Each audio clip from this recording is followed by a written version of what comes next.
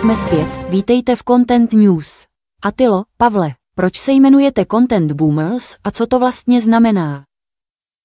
No, já musím říct, že absolutně nemám páru. Já jenom prostě musím říct, že se mi hrozně líbí, jak to slovo zní boomers. To je super, ne? Jo, přesně. No, my jsme ještě, zvažovali Bomberos. Los Bomberos. Jo, Los Bomberos, pač to zní teda úplně perfektně. No. Jenomže to si zabrali už hasiči ve Španělsku. No, právě.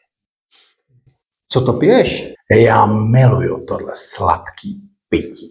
Bombardino. Tak to je taky dost dobrý název. Ale Content Boomers je úplně nejlepší. To jo, souhlasím.